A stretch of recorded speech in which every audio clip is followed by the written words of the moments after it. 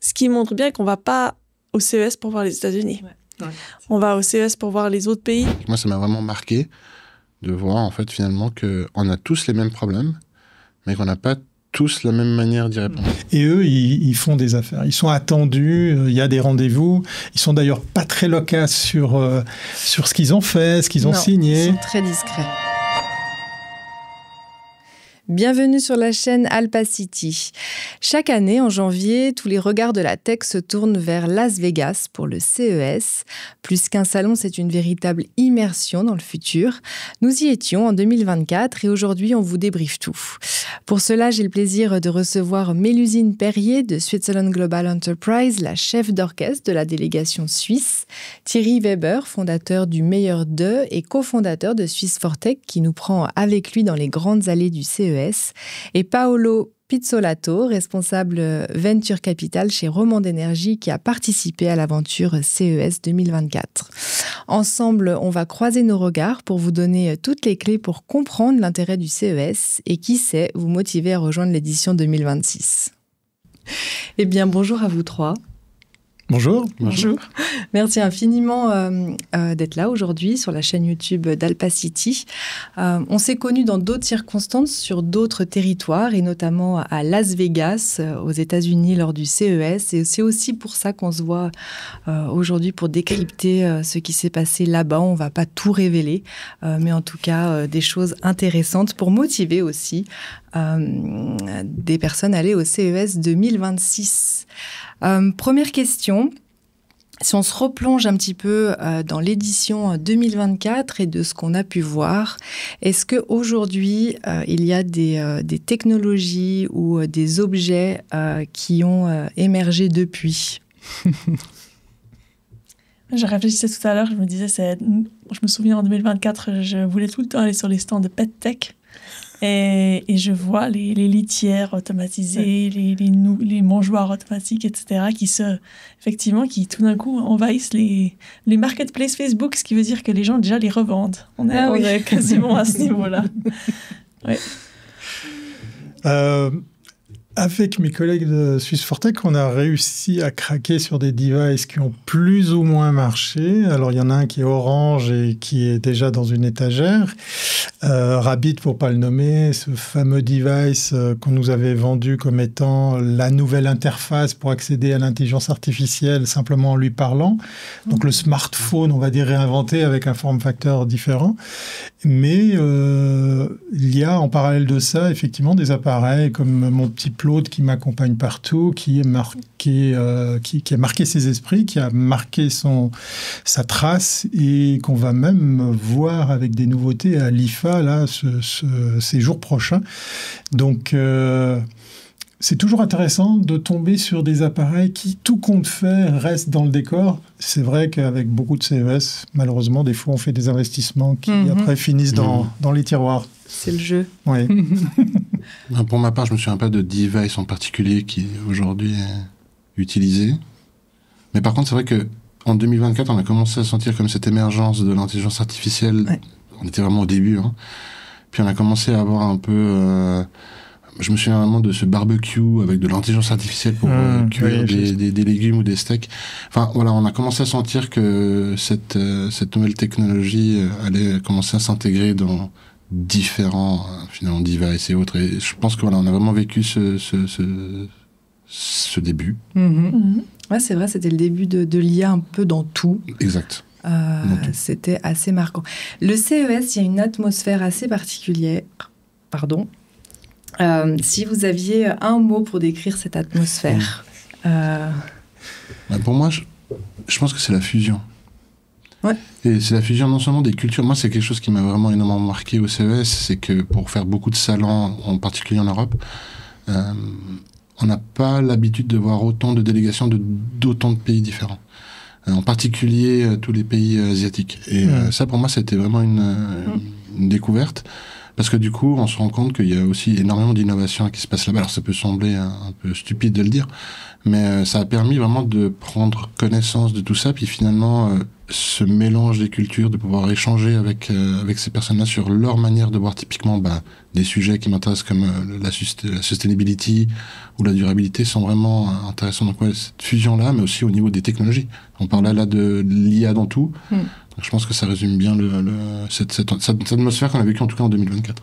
Ouais, c'est tellement vrai que on aime bien reprendre l'exemple du Japon qui dans les précédentes années était venu un petit peu comme ça, timidement, et qui s'est affirmé en matière de présence, qui s'est affirmé en matière de visibilité, de lisibilité.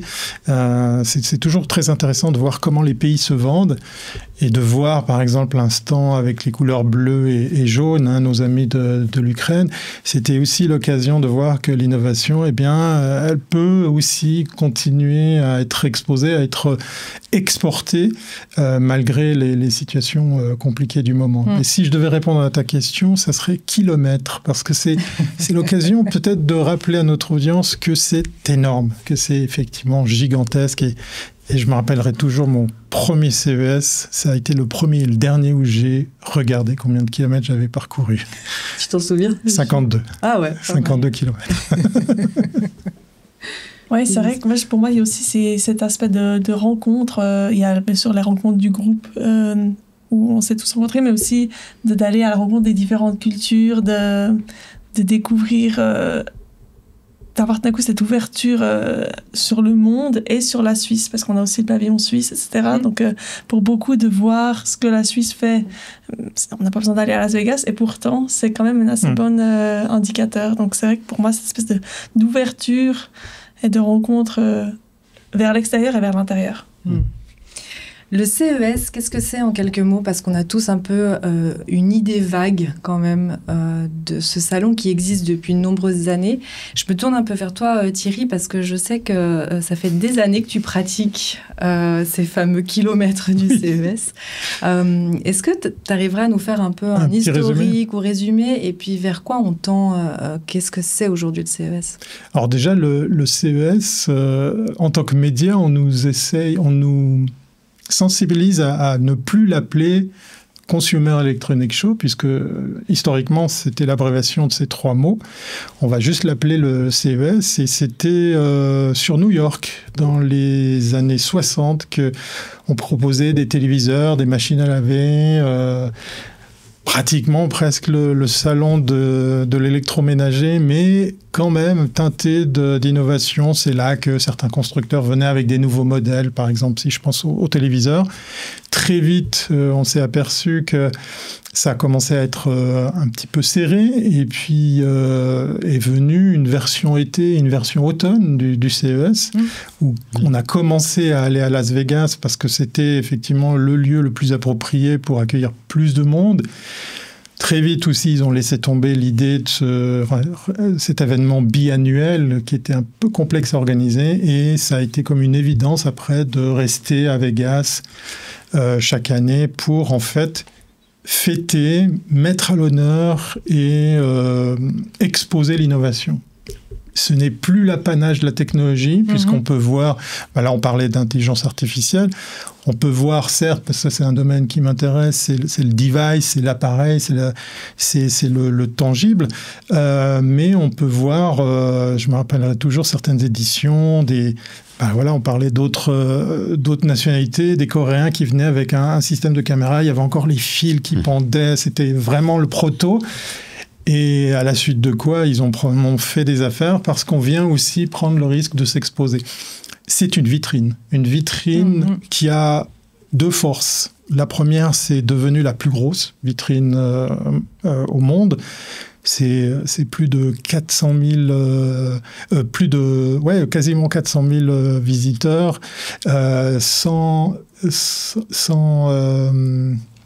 je sais plus, 120 ou 150 nationalités, enfin c'est un truc de malade. Et puis c'est plus de 4000 visiteurs qui viennent, plus de 4000 exposants qui viennent chaque année, comme on l'a dit, sous l'égide d'un pays ou sous l'égide d'une marque.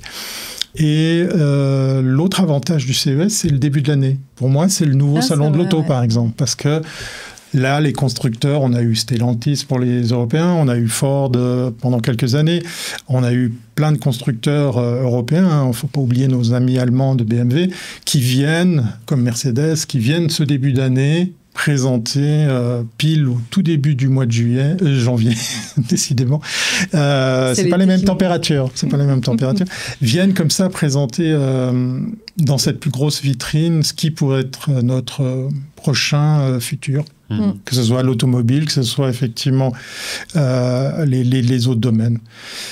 C'est une place to be. Ouais, donc le CES, finalement, on s'est décalé sur ce grand terme d'innovation digitale, etc. Et il y a eu aussi, je crois, l'ouverture de certains secteurs, comme celui de la santé, tu l'as dit, l'automobile. Pour répondre à la question aussi sur ce qui m'a marqué, par exemple, la voiture Sony, je ne sais pas si vous vous en souvenez, elle est maintenant plus que prototype, elle est bientôt sur le marché. Oui, ça, puis on l'a vu quelques années. Exactement, c'était impressionnant. Donc il y a des secteurs qui se sont ouverts, le PetTech aussi, tu en parlais, ça m'a vraiment marqué aussi, ce qu'on pouvait finalement aussi dépenser pour ces petits animaux, parce que ça a un coût, c'est litière. Et puis je me posais la question sur, bien sûr, la durabilité. Parce que, Paolo, tu es allé en 2024 pour justement repérer des pépites. Quel a été ton premier ressenti de ce sujet durabilité au sein du CES ? Alors, ce qui est certain, c'est que ça peut sembler être un paradoxe d'aller justement dans un salon qui s'appelle le Consumer Electric Show, même si on ne doit plus l'appeler comme ça, et puis essayer de trouver ces solutions de durabilité.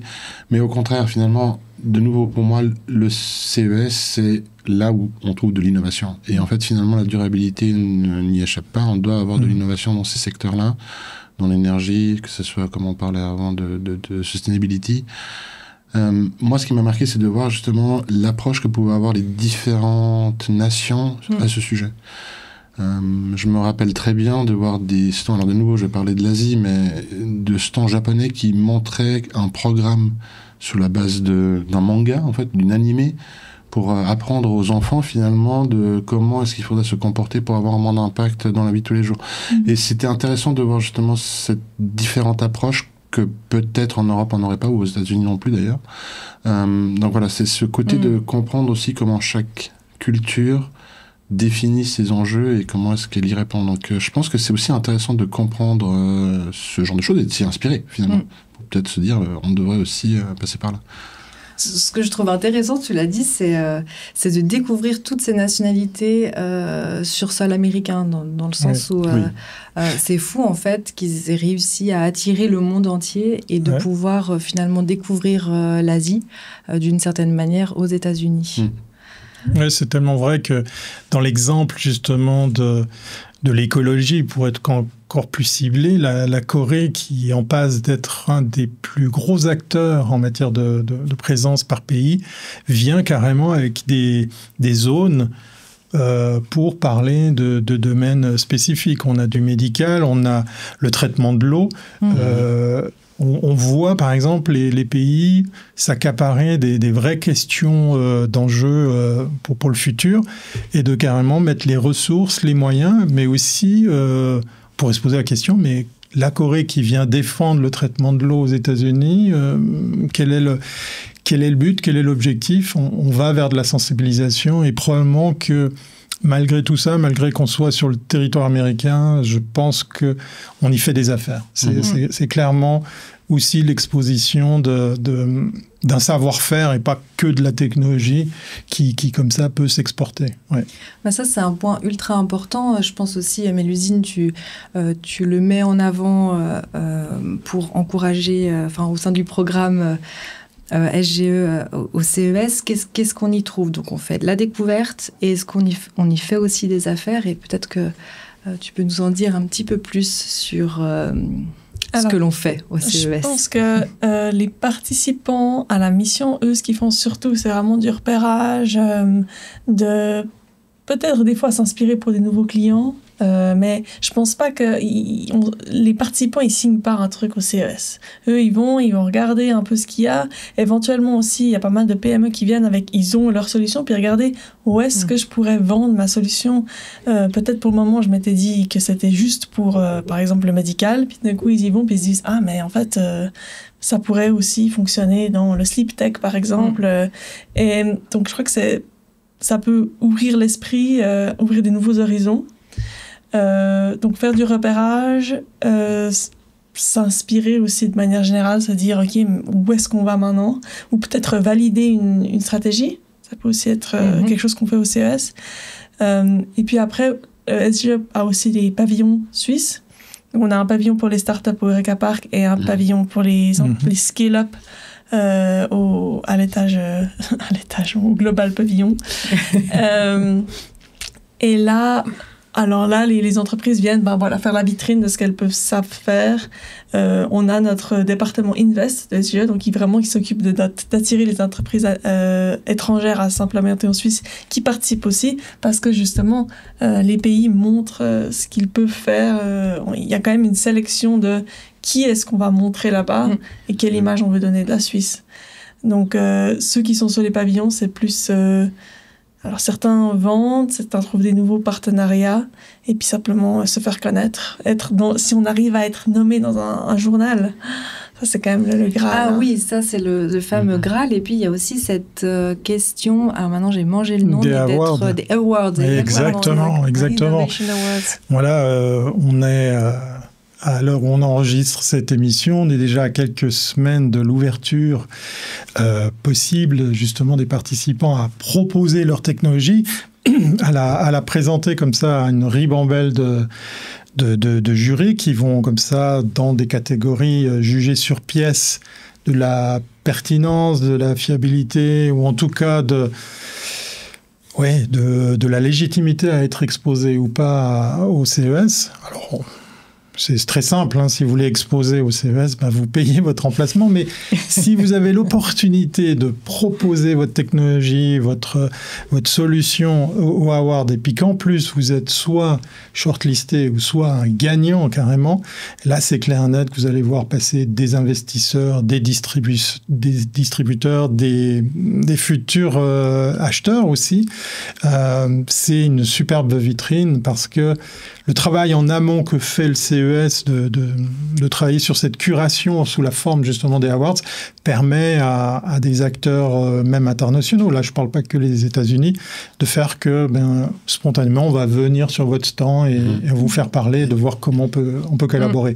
Donc c'est en ce sens-là que je trouve que c'est une place d'affaires parce que cette visibilité, à l'image de nos amis français avec la French Tech, a démontré par plein d'exemples qu'effectivement ils ont beau être tous dans le même pays, souvent en fait on se retrouve à avoir des investisseurs qui viennent eux aussi faire leur marché, qui viennent peut-être même du même pays et grâce aux awards ils peuvent trouver plus facilement le ou les produits dans lesquels ils vont investir. Alors, tout le monde peut aller au CES, on prend un ticket d'entrée, d'ailleurs je crois qu'il est... Une centaine de francs, si on le prend même avant, c'est gratuit. Les avantages de passer par une délégation suisse ou d'aller dans un pavillon organisé par un beau SGE d'ailleurs, le Swiss Tech. Le Swiss Tech Pavillon, exactement. Qu'est-ce qui fait la différence ? Pourquoi toi, tu as été motivé de rejoindre la délégation ? Tu aurais pu y aller discrètement, comme ça. Et je l'avais fait d'ailleurs en 2019 d'ailleurs. Ok. Donc je peux comparer, je peux effectivement comparer. Donc en 2019, on avait été avec un collègue effectivement seul. Et on s'est retrouvé devant un salon énorme. En fait, je crois qu'on ne se rend pas compte de la taille de l'événement. Et ça a été finalement un peu l'aventure. On n'arrivait pas forcément à savoir où il fallait s'orienter, où est-ce qu'il fallait aller. Voilà, on a été un peu pris par le cours en fait, de l'événement. Donc, pour moi, les grands avantages de participer à un événement comme celui-ci avec la délégation, c'est déjà parce qu'il y a un énorme travail qui est fait en amont par mes collègues, qui permettent déjà de défricher, en fait, voilà, c'est quoi les grands sujets. Il y a un peu ce programme de dire tous les matins, on va faire ce tour, on va vous montrer ça. Il y a des réunions qui sont déjà programmées à l'avance avec les différents stands. Ça, c'est un grand avantage. Comme ça, on n'arrive pas à un moment où la personne ne peut pas nous parler. Donc, tout est vraiment programmé en avance. Le réseau, évidemment. Moi, je me souviens très bien que les premiers jours, on apprenait à se connaître, mais on a vite créé des liens forts. Et je pense que ça, c'est de nouveau... c'est toujours un peu le truc bizarre quand je raconte ces événements à l'étranger. C'est qu'on se dit, on pourrait le faire ici déjà en Suisse. Mais non, justement. On a toujours un peu cette... Et d'autant plus avec les Suisses allemands, souvent, les Suisses italiens, on a besoin d'être à l'étranger pour créer ces connexions qui après restent. D'ailleurs, c'est aussi pour ça qu'on est là aujourd'hui. Mais je pense qu'avant tout, c'est le fait de ne pas être juste jeté en fait, dans la jungle comme ça tout seul. Et je pense que ça permet aussi finalement d'optimiser, en tout cas de rendre beaucoup plus efficace la visite du salon. Et il y a quand même l'avantage d'avoir la douce voix de Thierry dans les oreilles. Ah voilà, c'est ça que la visite guidée quand même. C'est une visite guidée, c'est important de se souvenir. Peut-être qu'on peut expliquer justement à ceux qui nous écoutent ce que l'on vit tout au long de cette journée, parce que nous avons la charmante voix. Ça m'intéresse d'avoir votre point de vue. C'est vrai parce que moi je pense qu'il y a un truc où quand on y va tout seul, peut-être qu'on n'a pas envie de se lever à 8h chaque matin pour repartir voir tout le salon. Et là il y a vraiment une espèce de pression où on n'a pas le choix parce qu'on a nos experts de Swiss Fortech qui nous envoient des SMS depuis 7h du matin en disant vous oubliez pas, à 8h on est là.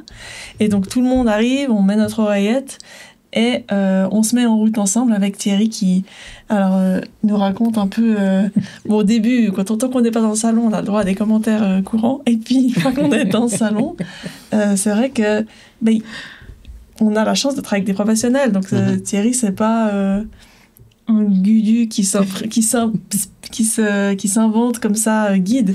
Il travaille dans la radio, il a vraiment cette connaissance, donc il va déjà nous guider entre les stands en nous disant des anecdotes des années précédentes, juste en passant tu vois, celui-là, il était là l'année passée, mais c'est pas la même chose. Donc même si on n'a pas vu le stand, ça nous donne comme des aperçus où on revit grâce à lui un peu toutes les expériences, toutes les années de CES. Puis après, quand on arrive sur les stands, on a Bruno, notre autre qui fait un boulot énorme, qui a déjà été prévenir le stand qu'on allait passer.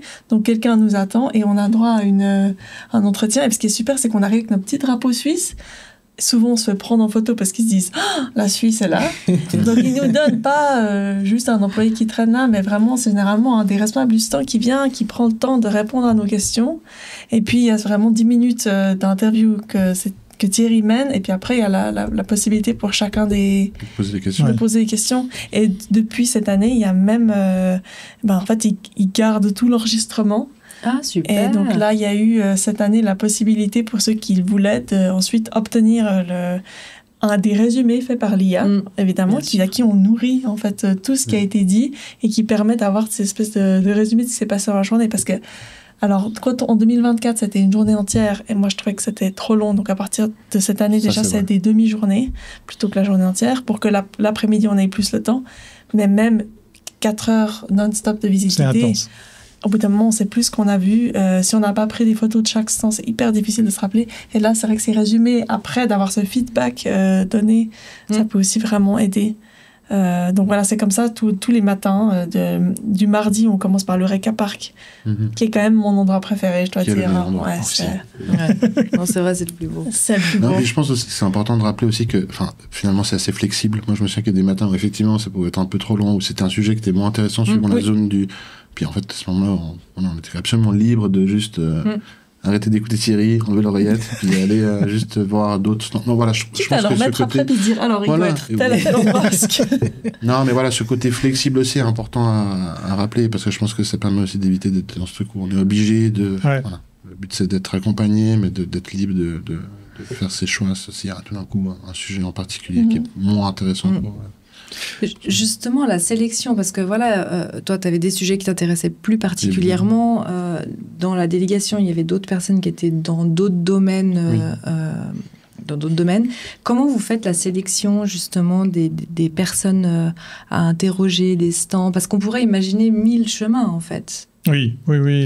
Il y a déjà le travail en amont. On est très fiers, très contents d'avoir entamé cette collaboration avec la SGE parce qu'on peut se préparer à l'avance. On peut, dans un monde idéal, essayer justement de sonder les intérêts, les attentes des participants pour qu'on puisse trouver une tendance. C'est-à-dire que si, par exemple, sur la dizaine, la quinzaine, on a même eu des fois des délégations encore plus grandes, il y a, je ne sais pas, un domaine comme la food tech qui intéresse personne, on peut imaginer, je crois que ça n'a jamais été fait parce que c'est toujours intéressant, mais on peut imaginer la mettre de côté pour se focaliser sur des attentes plus précises.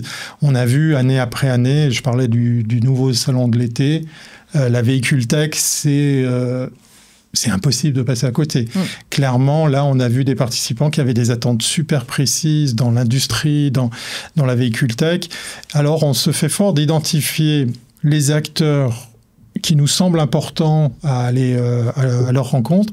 Et là, c'est le travail fantastique que fait Bruno, après que Laurent, Bruno et moi-même, on ait fait cette sélection des marques qui nous semblent être le plus logique. On a un fonctionnement très simple. Chacun de nous, tous les trois, on fait notre marché, chacun dans son coin. Et après, on confronte les idées pour épurer, puisqu'effectivement, il n'y a que 8 heures dans une journée, même si à Las Vegas, avec le jet lag et le temps que ça prend, ça va bien au-delà des 8 heures. Donc on fait ce tri et Bruno a cette faculté après d'imaginer le parcours idéal pour qu'on puisse justement d'un à l'autre, avec un timing donné, aller visiter chacun de ces exposants. Et je touche du bois, je suis content, j'arrive toujours à être accrédité média, puisque je suis un petit peu un journaliste.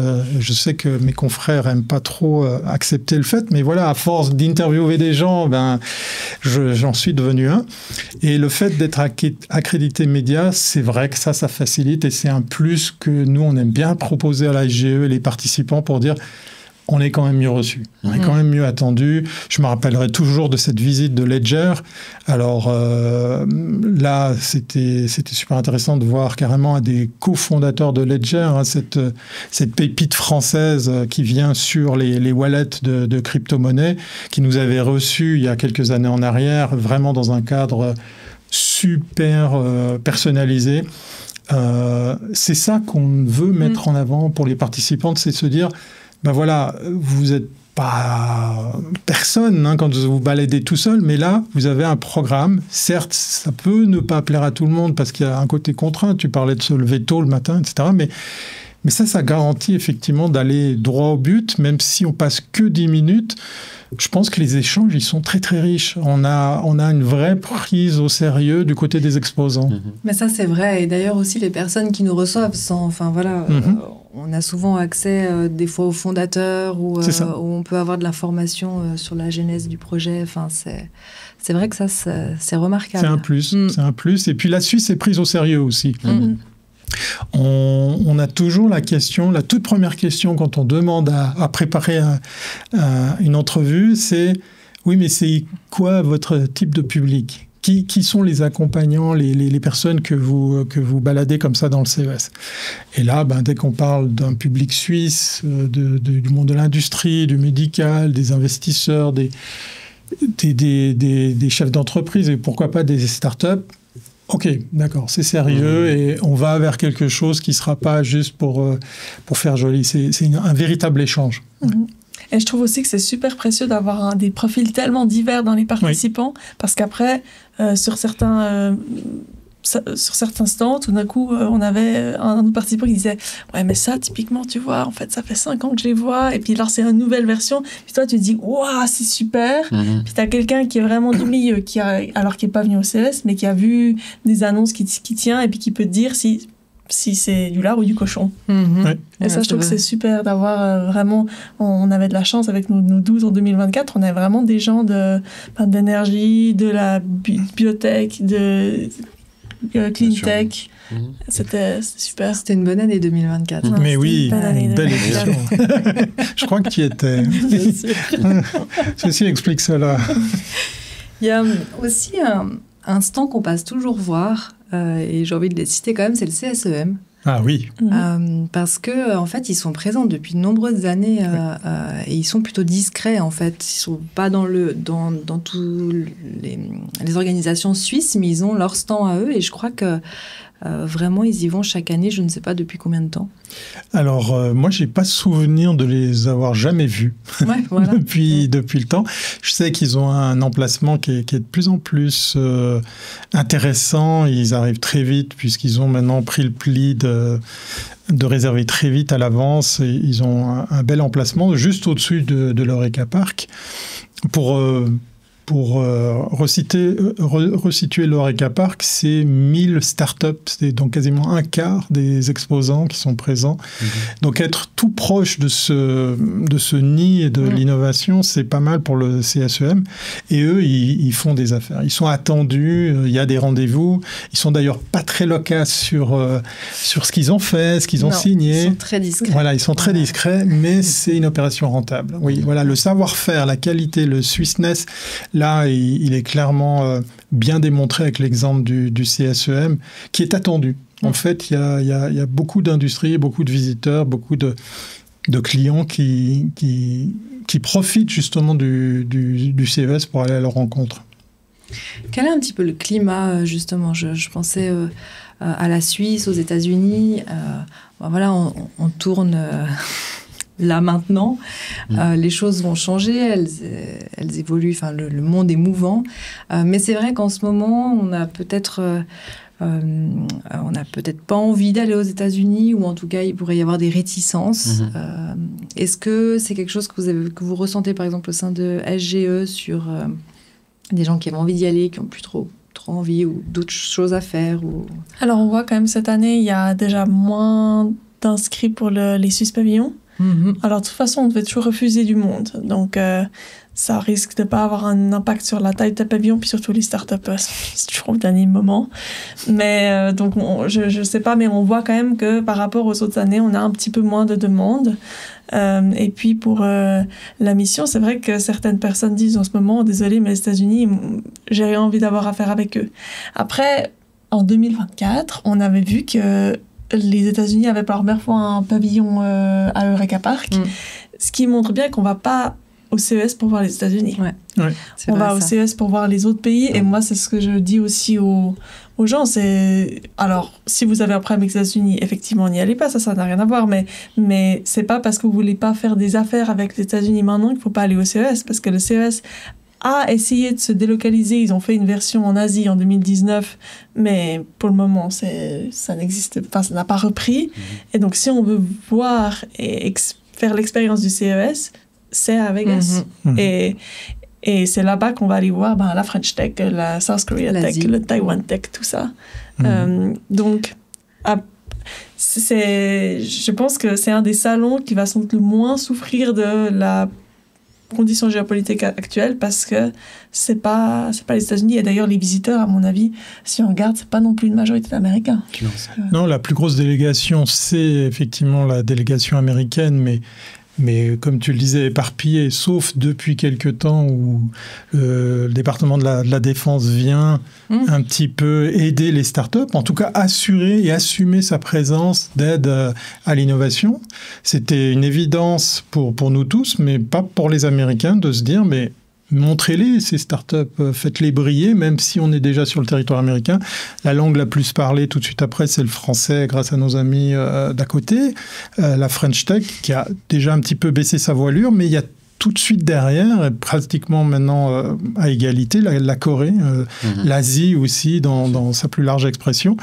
Et de voir les Américains prendre au sérieux cette présence de délégation par pays, ça a été un signal fort pour nous, de voir que, je citais l'exemple du Japon qui s'est amélioré d'année en année, Israël qui a changé de taille ou d'objectif, mais qui a toujours été là, l'Ukraine, on a vu la Turquie venir aussi, ça a été aussi une belle surprise de voir que eux aussi, c'était important en tant qu'acteurs européens d'être aux États-Unis. Donc, oui, je dirais, alors personnellement, moi, aller aux États-Unis pour du tourisme, pas forcément, mais je sais qu'en janvier, je serai dans l'avion parce que c'est là que ça se passe. C'est clair et net. Non, mais je pense que c'est important ce que dit Thierry, là. Voilà, on n'y va pas pour faire du tourisme. Et à nouveau, je pense que c'est vrai que pour moi, pour faire beaucoup de salons ici en Europe, je pense que si on s'intéresse, entre guillemets, uniquement aux startups européennes, par exemple, la French Tech, on peut les voir ailleurs. Il n'y a pas besoin d'aller jusqu'à Las Vegas. Je pense que ce qui est important là-bas, c'est de comprendre vraiment cette ouverture à nouveau, de comprendre la vision de certains sujets d'autres pays type asiatiques. Moi, ça m'a vraiment marqué de voir en fait finalement qu'on a tous les mêmes problèmes, mais qu'on n'a pas tous la même manière d'y répondre. Et ça, c'est très intéressant parce que je pense que justement la solution est sûrement un mélange de toutes ces visions de solutions. Est-ce que le CES, du fait qu'on traite des sujets de la tech, enlève pas en fait les sujets politiques? Est-ce que finalement il n'y a pas de politique au CES? Ils sont arrivés à jamais rentrer là-dedans, ouais. Oui et non, parce que je me souviens que pendant des keynotes, je crois que c'était la keynote d'un de ces géants de la tech, j'ai oublié lequel, mais il y avait toute cette question de la réglementation de l'IA par la politique. Et là, ils avaient... Alors, c'était quand même un peu gouvernemental. En ce moment, on parle énormément de ces questions d'éthique, comment gérer l'IA. Et il y avait eu pas mal de discussions là-dessus. Donc, c'est plutôt justement du lobbying pour faciliter le travail de la tech. On ne parle pas de géopolitique, mais de politique sur la protection des données, etc. Ça, c'est quand même assez présent au CES. C'est un autre type de politique, mais j'ai l'impression que les gens qui montrent leur innovation, en fait, ils sont concentrés sur la solution, le produit, et non pas justement, comment dire, le contexte. Exactement. C'est comme si, en fait, la French Tech est là et puis ils montrent ce qu'ils ont à montrer, mais ils sont à côté des Coréens. C'est exactement le... Oui, moi, je me rappelle de l'interview que j'avais faite d'un stand sur l'Ukraine. Mais au bout de 30 secondes, j'ai complètement oublié le fait que j'avais un Ukrainien en face de moi parce qu'il venait avec un super produit, une innovation. Il était dans une optique business et ça serait malvenu de commencer, par exemple, à parler de ce qui se passe dans son pays, lui poser des questions un peu plus personnelles parce que lui, il vient pas pour ça. C'est vrai qu'après, on n'a pas forcément un CES qui va interdire ou recommander à certains pays de venir ou de ne pas venir. Au contraire, je pense que cette ouverture, elle est réelle. Et puis, Gary Shapiro, qui était aux commandes du CES il y a encore une année, c'est toujours garder justement de ne pas rentrer dans ce débat, même si effectivement il y a des lobbies, il y a des intérêts sur des enjeux. Moi je me rappelle il y a une année, c'était il y a très longtemps, c'était le fait que les Américains devaient acheter encore plus de TV puis encore plus grandes. Parce que derrière il y a des constructeurs qui viennent et qui ont un peu peur parce que oui voilà on peut regarder des contenus maintenant sur son smartphone, sur une tablette. Donc on en était aussi à ça il y a quelques années. Donc, non, la politique s'efface. Après, c'est vrai que c'est toujours bizarre de voir certains pays et puis de se dire, tiens, voilà, malgré tout, ils sont là. Ouais. Et ça fait plaisir. Ouais. Je propose qu'on se projette en 2026, parce que le CES aura bien lieu donc, du 6 au 9 janvier, si je ne me trompe pas. À votre avis, quel va être le grand sujet de conversation ? J'espère le climat. Mais... C'est ce que j'allais dire. Ça, c'est par intérêt. C'est quoi comme sujet déjà Par intérêt personnel et par intérêt global. Mais à voir. Je pense que voilà, c'est toujours. Après, Thierry aura plus de précision sur le sujet, mais j'ai toujours l'impression qu'il y a quand même c'est plutôt souvent une technologie qui est mise en avant et qui est après à appliquer à des domaines différents. Donc j'imagine que tout ce qui est lié à l'intelligence artificielle sera de toute manière très présent, parce qu'on voit que c'est en train quand même de bouleverser nos quotidiens et nos métiers, ainsi que nos manières de fonctionner. Je ne sais pas s'il y a d'autres... le CES a essayé de se trouver des thèmes pour un petit peu... là, je mets ma casquette aussi d'organisateur d'événements. Chaque fois, c'est très tentant de se trouver un thème pour avoir une ligne. C'est l'occasion de se faire une idée de ce que seront les tendances. Le CES, moi je me rappelle par exemple, il y a une année où il y avait pléthore de stands, de start-up, de pays qui défendaient la fintech et ça s'est amenuisé, mais à vitesse grand V. C'est quasiment un domaine qui est traité ou plus traité que par quelques stands. Là où on parlait de sleep tech, ça continue à exister, mais là aussi c'est un petit peu baissé. La food tech, alors là, on n'y touche pas. C'est clairement un domaine qui va continuer à se développer, à s'innover, à se réinventer, je vais dire. L'IA, je pense que c'est incontournable. On va encore en manger. On a eu la confirmation il y a quelques jours qu'effectivement le big boss d'NVIDIA, qui est en plus un showman, qui adore monter sur scène, qui adore faire ça, va faire la keynote d'ouverture. Alors, j'ai pas trouvé l'info si ça se passera à la Sphère ou pas. J'imagine, le connaissant, que oui, il va se payer la Sphère. Ça, c'est un truc que vous devriez considérer, hein, chers auditeurs, c'est de voir une keynote dans la Sphère. C'est des milliards de dollars. Moi, j'étais parti sur $1 milliard, mais je crois qu'elle a coûté encore plus cher. C'est le truc qu'on voit partout, même depuis son avion quand on atterrit de nuit. C'est cette boule énorme qui peut accueillir 16 000 ou 18 000 personnes, dans laquelle vous êtes enveloppé dans l'image. Et pour avoir vu une keynote de Delta qui était une des premières en fait qui se passait là-dedans, je pense qu'on va pouvoir continuer à avoir ce côté show-off qui époustoufle. Intel avait fait par exemple un show avec des drones, alors certes pas dans la Sphère pour le coup. Voilà, il y a ce besoin aussi de marquer l'année, de marquer le coup. Et je pense que NVIDIA, avec cette nouvelle technologie, j'aime plus tellement le terme, mais cette technologie qui amène l'usage des LLM dans un tout petit boîtier, pas plus grand qu'un Raspberry Pi, $250, qui est puissant comme c'est pas permis. C'est peut-être là le thème, c'est l'IA pour tous chez soi, l'IA embarquée. L'IA embarquée, ouais. Et ça, j'ai envie de faire un pont avec toi, ce qui t'intéresse aussi dans cette durabilité. Peut-être, je ne sais pas si tu traites des questions du numérique responsable ou en tout cas de cette surconsommation de serveurs pour des utilisations d'IA. Cette IA embarquée ou autrement dans des solutions d'énergie, hein, tout simplement. Mais en fait, voilà, un des grands thèmes qu'on regarde et qu'on traite, c'est évidemment la dépense énergétique nécessaire pour tous ces data centers. Et c'est un vrai challenge, même pas seulement en termes de consommation électrique, mais aussi, on fait quoi avec toute cette chaleur qui est dégagée? Est-ce qu'on refroidit avec des climatisateurs qui eux-mêmes consomment de l'énergie? Est-ce qu'on trouve d'autres manières de fonctionner?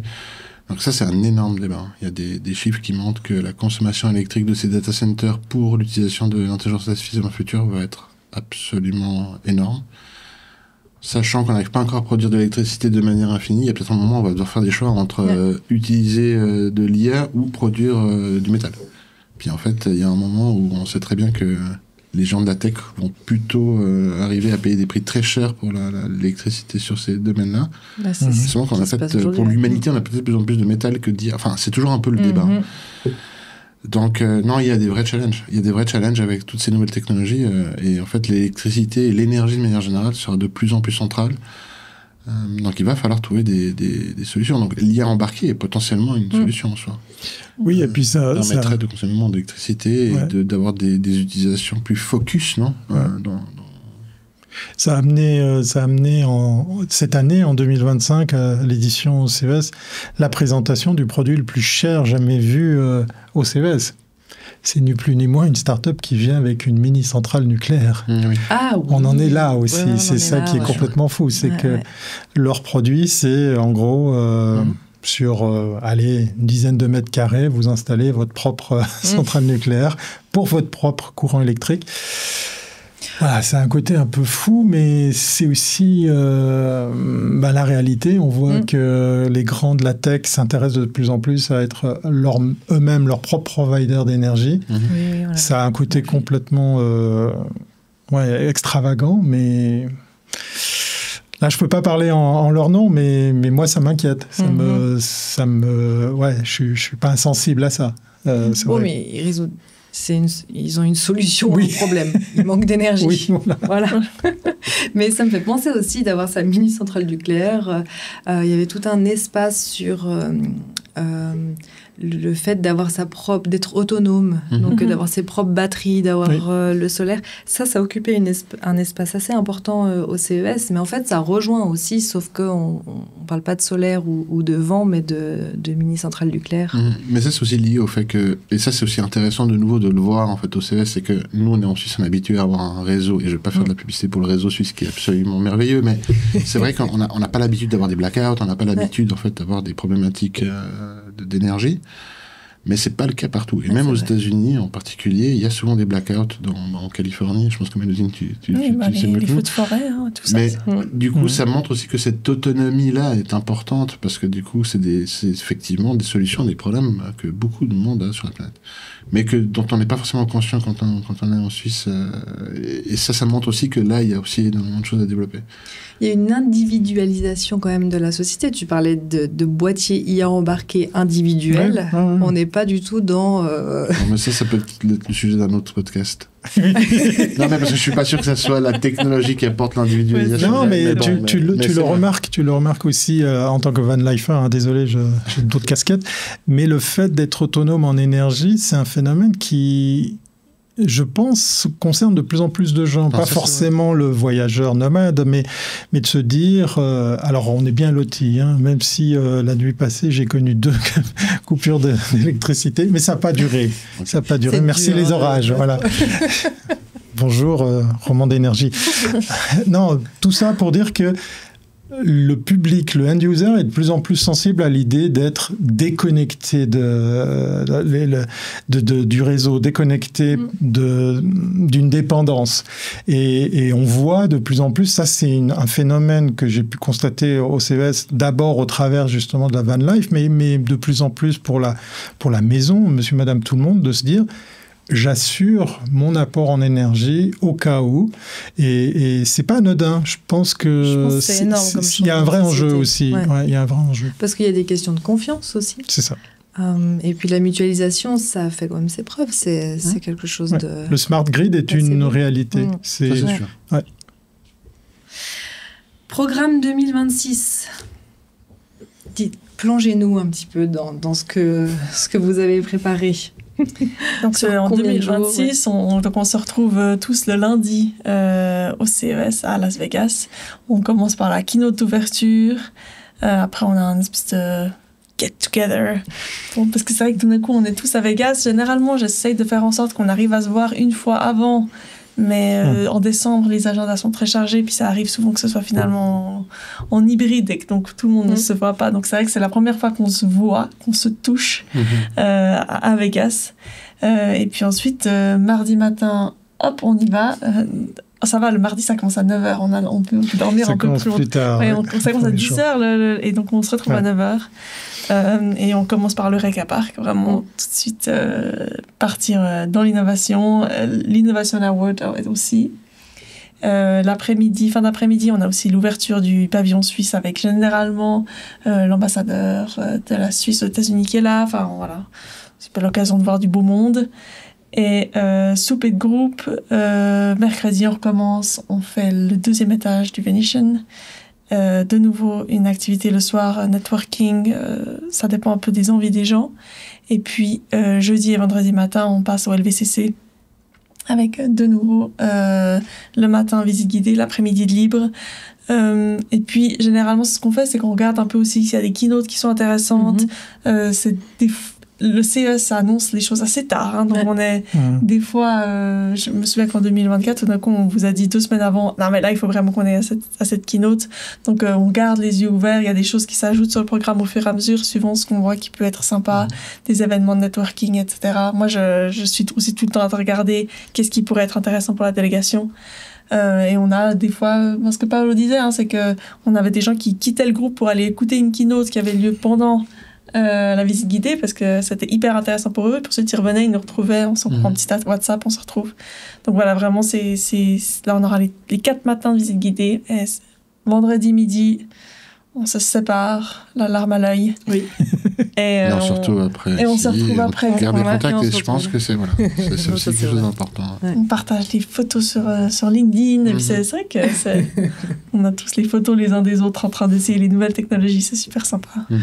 Bon, je dois dire que Las Vegas, c'est aussi un endroit très particulier. Oui. Alors, c'est vrai il faut vivre en fait le contexte de Las Vegas. Il faut pas commencer à venir avec ses idées préconçues. Voilà, faut vivre ça. Ouais. Et il faut dire aussi la capacité d'accueil parce que on communique avec l'ensemble des lieux par des couloirs d'hôtels et de casinos. Et oui, ça, c'est très particulier aussi. Oui, c'est l'occasion aussi de rappeler que CES est tellement grand qu'il est éparpillé dans la ville, qu'on pourrait qualifier de petite ville américaine, mais qui est quand même bien éclatée. C'est là où toute la difficulté d'expliquer, et c'est pour ça qu'effectivement, avec Mélusine, au travers de la SGE et notre collectif, on essaie chaque fois de sensibiliser les participants au fait que vous n'allez pas vite aller dans un autre coin, sur un autre building, une autre aile même du building, puis revenir dans 5 minutes, c'est gigantesque. Et on le voit, d'ailleurs, le lieu d'exposition a agrandi, comme par exemple pour accueillir la Véhicule Tech. Donc on essaie de regrouper ça pour que on ait moins marché, mais qu'on puisse faire des choses groupées. Et puis, les après-midi permettent aux participants, à ce moment-là, de se dire, bah, tiens, cette fois-ci, je vais retourner voir tel ou tel stand, ou je veux aller voir celui-là que j'ai vu en passant, parce que on a toujours ce petit phénomène de regret, de se dire, j'aurais bien aimé les voir. Donc, vous avez cette opportunité, on ne vous l'interdit pas. N'hésitez pas, d'ailleurs, à nous poser des questions, mais soyez prêts à l'idée que c'est gigantesque. Voilà. C'est vraiment gigantesque. Et c'est ce que tu disais quand tu y allais pour la première fois. Absolument, c'est la jungle. Ouais. Tu y retournes 2026 ? Bonne question. C'est pas encore. C'est pas encore. Peut-être quelques mots sur ce que tu cherches aujourd'hui dans tes radars sur le terrain, au niveau des startups, des technologies. Alors on se cadre vraiment de manière très large tous les sujets de clean tech. Mais c'est vrai qu'aujourd'hui, les sujets qui émergent le plus en plus, c'est tout ce qui est lié au stockage de l'électricité, mais aussi la flexibilité des réseaux. Donc, on parlait de ça tout à l'heure. Aujourd'hui, on a des énormes enjeux liés à la production d'énergie délocalisée. Donc, du coup, il va vraiment falloir qu'on trouve des bonnes solutions pour ces problèmes-là. Donc ça, je dirais que c'est les 2 grands sujets. Mais après, il y a aussi, comme je disais, tout ce qui est lié au data center. Okay. On voit vraiment ces sujets émerger. D'autant plus que la Suisse est potentiellement un lieu en fait d'accueil très intéressant pour les data centers, parce qu'on a quand même cette logique de sécurité en Suisse. Donc voilà, on a vraiment des enjeux importants sur ces 3 sujets en particulier. Thierry, toi, qu'est-ce que tu attends de ce CES 2026 ? Garder cet émerveillement, de partir. Alors, je vais dire un truc qui va à l'encontre de tout ce que j'ai raconté, mais il faut aussi savoir se perdre. Alors, vous le ferez sans la délégation SGE Suisse Fortech dans les après-midi, parce que rien que le Reka Park, 1000 exposants, donc quasiment un tiers du CES, un quart carrément du CES, bah c'est un endroit où on peut revenir. Bon, le CES, c'est pas non plus éternel, ça dure que quelques jours, mais c'est génial aussi de se laisser surprendre. De tout d'un coup, mes plus belles découvertes, elles ont été faites là, et je veux garder ce côté émerveillé, curieux, pour donner envie à d'autres de le faire aussi, parce que au détour d'une discussion, j'ai une petite anecdote, je ne vais pas faire long, on se retrouve, Laurent, Bruno et moi, à se faire une pause déjeuner. Il y a un monsieur qui arrive et qui demande si le bout de table à côté de nous était libre, ce à quoi on répond oui, et puis on réalise après 2-3 échanges qu'on peut arrêter de parler anglais puisqu'il parlait très bien français. Le monsieur venait de Lausanne. Voilà. Bien sûr. Et c'était 2 ans avant que Philip Morris lance ses propres cigarettes électroniques. C'était pile dans les années où les Chinois étaient en grand nombre, très présents avec cette techno qui sortait de nulle part. C'était eux qui venaient avec cette innovation. Alors après, c'est discutable sur le produit en lui-même, mais tout ça pour dire que c'était ni les Américains, ni les Européens, c'était les Chinois qui venaient avec la technologie, le matériel, le savoir-faire. Et ce monsieur venait faire du repérage. Et j'ai toujours un immense plaisir de voir des projets comme le Huang 187, ce fameux fameux drone autonome qui maintenant vole en Chine, qui a l'autorisation de voler sans pilote pour vous amener d'un point à un autre. Donc ça fait toujours plaisir de se dire « Ah ouais, j'y étais, c'était au début ». Des fois c'est 2 ans, des fois c'est 5 ans, mais c'est toujours super excitant de voir justement ces technologies émerger et finir sur le marché. Des fois, c'est même un peu dérangeant. Juste pour l'anecdote aussi, je me souviens de la food tech. J'avais été ultra, presque choquée. En gros, c'était le 5e élément. On mettait une petite pastille dans le micro-ondes et puis on avait un repas, quoi. Puis je me disais, mais c'est où ce truc Ou le fait de plus cuisiner ou de plus avoir ces moments. Enfin, des fois, ça peut aussi un peu perturber. Mais bref, ça fait partie du changement et du CES. Tout n'est pas un top, il y a des flops. Oui, exactement. Ouais. C'est aussi marrant de voir ce qu'ils essayent de lancer puis se dire, heureusement, ça n'a pas marché. Ouais, c'est vrai. Toi, Mélusine, qu'est-ce que tu attends de ce CES 2026 ? Moi, c'est vraiment... moi, j'ai adoré l'ambiance 2024 avec la délégation. Et donc, je me réjouis de recommencer ça, de retrouver des gens où le premier jour, on se regarde tous avec des grands yeux en se disant « Attends, c'est Jackie, lui ?» Et puis que le dernier jour, on s'embrasse, on se dit au revoir. Et puis, on avait fait en février un apéro pour de débrief. Mais de nos jours, quand on fait un apéro de débrief, on a un quart de nos shows, là, tout le monde était là. C'est vrai. Alors que c'était un jour de semaine, pas super pratique et tout. Tout le monde est venu, on n'avait pas un programme hyper intéressant parce qu'on avait envie de se revoir. Et je pense que ça, je me réjouis de revivre ça de nouveau après avoir des gens... quand on va à des événements, on peut se dire... C'était quand même cool le CES, ce qu'on a vécu là-bas. Donc, je dis souvent aux gens qui me disent « Ouais, ok, mais je pourrais aussi aller tout seul. » Je dis « Oui, vous pouvez aller tout seul, vous verrez presque la même chose, sauf un petit peu moins, bien sûr. Vous verrez moins ce qui est intéressant, mais vous verrez les mêmes choses, mais vous n'aurez pas cette expérience humaine. » Et ça, je trouve que vraiment pour la délégation suisse, d'avoir cette expérience humaine en plus du CES, ça fait la magie de ce début d'année. Exactement. Merci infiniment.